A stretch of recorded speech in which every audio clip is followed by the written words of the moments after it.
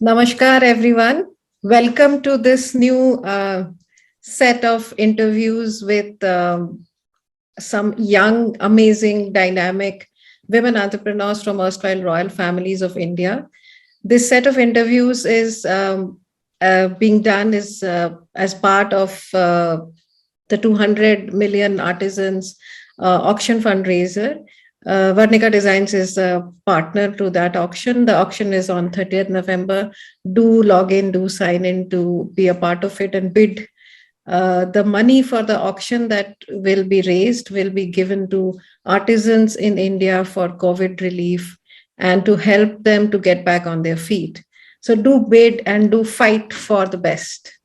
And welcome again. Thank you so much for taking out your time and listening to this series. We are inviting today Yuvraj Kumari Gemma Yashasvini Kumari Devi from Dhenkanal in Orissa as part of the Beyond the Palace Creating New Identities interview. We will hear from her struggles, her journey, and the challenges that she and her family is facing in helping preserving India's heritage, in special to the Dhenkanal royal family, and what she and her family are trying to do to preserve and make accessible and inclusive the rich cultural heritage from Dhenkanal to different parts of the world and how they're using social media. So there are 5 questions we'll ask her, and we'll have a rapid fire answer session from her. And right now we welcome Yashasvini. I'm still trying to understand us to start video. Yes, Yashasvini. Hello, welcome. And thank you so much for taking out time from your busy schedule. We understand you're very here. So Yashasvini is a graduate from the Lady Sri Ram College, New Delhi, in philosophy. She's gone and studied in Kent in England. Her master's is from there. She's a British Council scholar, and very importantly, since the beginning of last year, she was working as a museum associate in Orissa. So Yashasvini, please tell us your journey.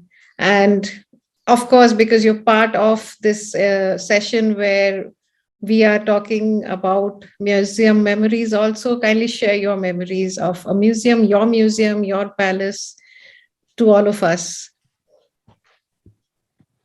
So my journey, I think, started because my family is very, very interested in history. And I think from the background we are, it speaks for itself. You have to be interested in history. You're part of it. You don't have a choice. So my parents were very, very keen on taking my brother and I to all the museums we could do as children. Wow. And my favorite used to be the Crafts Museum. And my mother would ensure that we went there at least once a month. And as children, you're not always keen to spend your Sunday at a museum because it just sounds boring. But then she would entice me with like, oh no, we'll pick up this and I'll show you something else. And from there to then working at a crafts museum, it's been a roller coaster ride. It's from not wanting to do anything with the sector, just to now wanting to be completely involved in it, incorporating it in my daily life. It's been absolutely wonderful. But coming home, this house has a lot of craft because we have about 17 craft skills that surround Dhenkanal. And my parents, when they started restoring the property almost 30 years ago, made sure to introduce and incorporate any and every craft they could lay their hands on in the region. So we have soft furnishings, which are ikkat. We have our wood carvers who've done so much of our furniture. We have motifs that you'll find all over the house, little collectibles. The cupboard that you see behind me is full of Dokra artisans, their work, which is so. This house is like a little bit of a museum itself. It gives you a peek into the cultural and the craft of Orissa, especially Dhenkanal. My memories of this house, I think the first thing is that when I think of it as home. So, I mean, what memories do you have of home? I think as a child, it used to be coming home in the vacations and just, I studied in Calcutta, so it was very close. So every 2-day holiday that we got, we would get onto the night train, be here for breakfast. And on Sunday night, we'd take the night train back to be at school on Monday morning. So that's my earliest memory of running from station to station and not knowing whether you were in Calcutta on a train in Dhenkanal, but it used to be so much fun. And now I miss it because I'm like, okay, I used to lead two completely different lives. Friday, I was a school-going child who had to walk home because the driver had to be somewhere else or the cab wasn't available in Calcutta. And then suddenly on Saturday morning, I'm being asked, what do you want for breakfast? Would you like this? Would you want to go somewhere? So it was two identities. And I think it's been like that ever since. But apart from that, my memories otherwise of Dhenkanal also are beyond the house, because with the kind of families you come from, your role is also outside of the house. So Rath Yatra, which is a very important occasion for all of Orissa, Right. the Dhenkanal Rath Yatra involves our family a lot. So we do the sweeping of the streets. We'll take Lord Jagannath from the temple here till his chariot. And in Dhenkanal, the idol is pulled rather than just lifted. So you have the pandits who will be lifting him, and then the family kind of pulls a rope and drags him to the chariot. So it's very fascinating. It's not done like that in many places. And then Dashera, which used to be such an elaborate occasion where the entire family got together. Right. And you could dress up in your fancy handloom saris. And we wear a lot of silk in Orissa, as you can see. Yes. So I got a beautiful sari. Thank you. So I got a chance to experience a lot of handloom as a child. And that's what inculcated the sense of pride in handloom, especially in Orissa handloom, from a very young age. So that's where I think that's been my journey so far, just understanding and appreciating where I come from. That's wonderful. That's wonderful. That leads us to the next question. As a woman entrepreneur, could you kindly share what is your business plan? How do you want to extend your family's heritage and make it more accessible and inclusive? We know that you are already running a hotel, as you mentioned, that your family started it, your parents started it 30 years back. But being a woman, when you are working in the field with the Dokra crafts communities, or you're going, right, as you mentioned about the COVID relief work with your mother. So do people respond to you differently? Do you think as a woman you respond differently? Are you able to bring about something new for a new India? I think there has always been a clear divide between the roles of men and women when it comes to the household sector, and the same can be said for the craft sector. Right. And I've seen that happen because when we were trying to do a little bit of design intervention in the Kansa village quite close to us, we wanted to do lids for dishes. And all the men said, no, ye nahi ho sakta hai, you don't know what you're talking about. And then suddenly there was this one woman who said that if you can make a dish in brass, why not in Kansa? And then she convinced her husband to do that, and we were able to get that through. So, that was like a win situation for us, but it's always a problem because suddenly they're just like, are you sure you know what you're talking about? Especially if you're a younger woman, because then they're like, you're fresh out of college, you're fresh out of school. This is not practical. This is not how things work. So there's a lot of working around that. But I think more than that, it's just that, as a woman, you understand that there has been years of struggle for us to be able to do what we do. So there is also this sense of responsibility that not only do I have to consider taking forward this legacy that my family has, but it's also important to build a personal identity for myself because I have the privilege to do so. There are so many people who aren't able to do that. So it's always trying to maintain that balance between what I'm doing for myself, what I'm going to do for the house. And I had it very easy. My parents had this place up and running. And my brother and I, what we do is just make sure things are happening as they should be. And then trying to incorporate little changes here and there, trying to make it more technology friendly. My brother, on the other hand, he's actually taken up product design to help with design intervention in a big way to support the work we do. It's more of that. And I think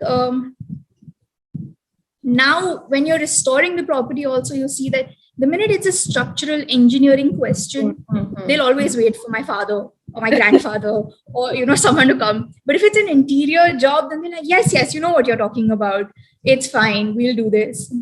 Okay, maybe I know what I'm talking about, maybe I've studied this, I understand. No. So there's always that. And also at this juncture, when I'm to be married very soon. So in my mind, there's also this fear that will I be able to balance two completely different households at two different parts of the country? And Orissa is not as well connected as many other places. So there's always that little fear that can I balance? Is it practical to start projects that I may not be able to take to completion? So there's a little bit of a fear when it comes to figuring out business plans and new ideas. But it's happening slowly, but surely it's happening. I'm positive about that. Great. That brings us to the third question. What are the ways in which you are preserving the local crafts traditions and empowering the arts and crafts communities? Do mention your work during the lockdown. What my mother's also been doing is she started a brand called Meena Ketan, which we run in-house.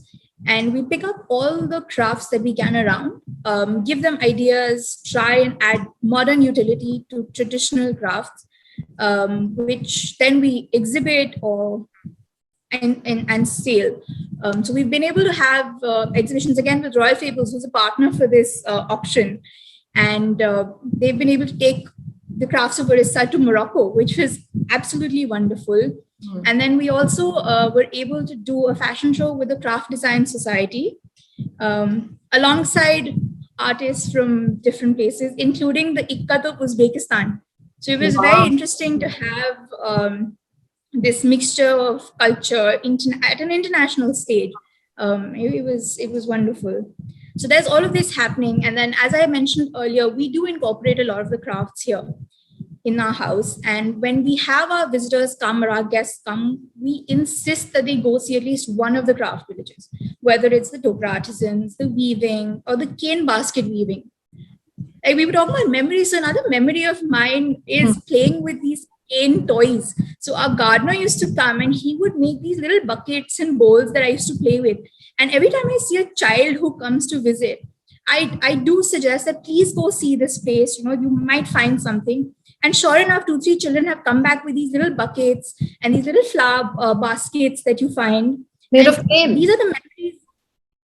He would make them here. Oh. And and they've come back with these toys. And I think they remember that. And there's so many other toys, that I've played with, which are crafts, that it's important to now incorporate those in all our exhibitions, because the minute you reach children, you're ensuring they have a connection to craft for the years to come. So I think that's a focus of mine, is to ensure that it becomes more accessible to people who may not fully understand or be able to appreciate the value of what they're learning. You also mentioned to me earlier that you work with schools and colleges, and especially for the Crafts Museum, you would have guided tours for the children of the local schools. Yes, and I was mentioning, it was the most rewarding experience when a child came back and asked me that, "Ma'am, do you remember me? I'd come to the museum last week with school, and this time I brought my parents." And at that point of time, the amount of validation received, we were just like, we are doing something right if a child wants to come back and bring his parents. So that was great. But apart from that, you were mentioning the COVID relief work that we did. So because we've been working with these communities for years, we realized that, in the pandemic, it was something so new to us, but we were still informed because of the news, because of access to information. But the villages were really badly hit, especially the artisans, because there were no exhibitions, no fairs, orders were getting cancelled. The government was trying to help as much as it could, but the government too had its limitations. So we started helping the clusters we work very closely with, so the Dokra artisans and the weaving village not too far. And then we spoke to a lot of our friends about it, and they said, no, we want to add to the effort. And then we started doing social media posts. And the response was phenomenal. people we did not know, people who I still do not know, have contributed so greatly to the effort. We were able to help over 700 artisan families in the 2020 lockdown, which was when no one knew what the hell was going on. Mm. Um, that was a huge achievement. And even now, there is so much that we want to do.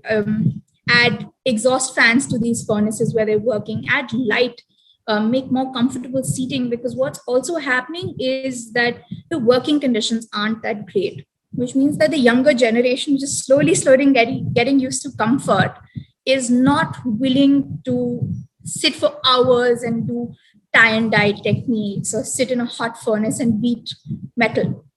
So it's just trying to make these a little more comfortable to encourage the younger generation to take up the craft of their forefathers. So these are little efforts we're trying to do. Fingers crossed we'll succeed. Good, of course you will succeed. We are all with you. And you mentioned social media. So how crucial did you find social media? Like you said that you're not like so well connected like geographically and like through. I don't think Dhenkanal has an airport or anything, so it might be difficult to reach, right? So how Yes, do our you? closest airport is Bhubaneswar, Oh, which is how many hours away? about an hour and 40 minutes away. So Oh, not too bad, not too bad. You're but in Mumbai, again, it takes a lot of planning. takes a lot of planning, yes, and there would not be very frequent flights also, right? No. So how do you think social media has helped you or impacted your work, like positively, negatively, both? Positively, it's all been positively, because number one, it's acted as a tool of documentation. So what people don't realize is once things are on the internet, they're on the internet. You can access them at different points of time, and you can always go back. You can delete, and people will still find ways of getting it back. So as a tool for documentation, social media has been great, because what we also did was we tried to document the number of villages we managed to reach, or the number of people we were in touch with, and photographs. So people knew what they were contributing to, which increased the contributions. The minute we started a social media handle for the Dhenkanal Palace, you have more and more visitor interaction. People want to come and take photographs and post them. There's younger. The crowd has become younger, so it's like, okay, this is different. We want to go there and be photographed, which is wonderful, because the minute you have footfall, you can encourage footfall around your region, and thereby help the economy of the region. Wow. Which makes a difference. Apart from that, publicity is, I think it's a given. The minute you're online, the publicity increases. But another thing has been that you can interact with people all over the world. The interaction is not limited to the people around you, to the people within your country. The reach is much higher. We have guests who've been able to contact us, who've been able to share experiences and photographs from very different countries. So someone from Malaysia, someone from the Netherlands, which are places you otherwise wouldn't be able to reach if you didn't have the internet or social media. So it's been very important even in maintaining these interactions and relationships. That's brilliant. That's brilliant, because a lot of people are pretty much, what should I say, scared of social media sometimes. It's like gets a bit too overwhelming or an overload of information. But as you said very correctly, that if it has such a positive impact, where the stories and you're not doing it just for sale, or you are wanting people to come and stay in your hotel, but you want more and more people to know about Dhenkanal, about the history, the legacy. So, I think it's also because we're very marketing shy. I don't think we're very good at marketing the palace, but I think we're very good at marketing the place. So I think that's what I'm happy about. I mean, social media is a tool. It's just how you use it. So you have a website, you're on Instagram and Facebook, yes, also? Yes, and we also have a Facebook page. So when you prepared that, when you work towards creating those profiles, how do you foresee your family's legacy, history on a global platform? Like, where do you think you would like, what do you think you would like people to think of you, and what is your plan?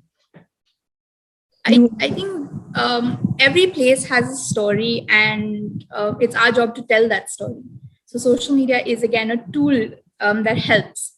Like we have very, very interesting stories here that impact the international community. So when it comes to so my great grandmother actually broke parda. She took a contingent of girl guides from Dhenkanal to the Netherlands, and this was well before independence. So this is like an achievement, and my great grandparents ensured education here. They had reforms for prison inmates, so literacy was at an all-time high. So in ways of adding to just the kind of culture and the history of the world, they've had a huge role to play. And a very interesting story that I'm going to mention here is that even during the Indian freedom struggle, when Netaji Subhas Chandra Bose was escaping, Right.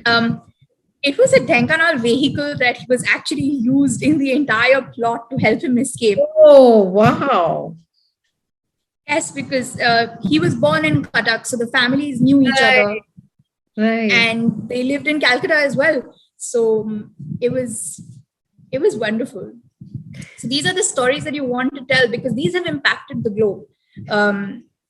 Apart from this, it's also about the cultural heritage, giving cultural heritage a voice, giving the people who can't access these platforms that voice. So I think that's why it should be internationally relevant. Because I mean, if you're hearing stories of Roman civilizations and how Egypt made paper, why not the crafts of our country or the dance of our country or the music we have or the food we have? It's so versatile and it's lovely. So why not? Thank you so much. Thank you. Thank you so much for taking out time. I understand you're very busy. The beautiful sari you're wearing, I hope one day, are those saris, the ikat that you're wearing, people can buy if they want to from the website, or do they have to visit you? So this particular piece was a gift. So I don't know where it's come from, but it's handloom. That I know. I think people are very careful when they gift me things now. They're like, we have to gift her craft or we have to gift her handloom. Can't gift her anything else. Also, because then I asked too many questions. I'm just like, where did you buy this? Where was it made? Who was the weaver? So that's something we're also very careful to mention in our products when we do publicize them, is that where did it come from? Who are the people who made it? And I think that's also why this auction becomes that much more important, because you're actually helping the people who are creating these products. You're helping tell their stories. So yes, so if whoever's watching, please do log in. This is a wonderful initiative. And yes. This is probably the first time in India something like this is happening, on this scale, on this platform. So, on this scale, definitely. So what have you donated for the auction? So Dhenkanal Palace is donating a 2-night, 3-day stay here. And we're going to give you craft experiences that we've been working with, that we've experienced, that have informed our personalities, whether it's cane basket weaving, it's the handloom weaving, the Dokra clusters. We'll even put in a Patachitra demonstration for you, and maybe you can try your hand at it. And there's a lot more to see around Dhenkanal also, but I think the craft tops it all for me. Thank you. Many, many congratulations on your upcoming wedding, and best of luck to you. And we hope to see more of your stories, know and learn more of Dhenkanal and Orissa. And thank you again, Yashasvini. And everybody log in to the auction on 30th November. The details will be given in the post. Thank you so much. Bye. Bye. Bye. Namaskar, everybody.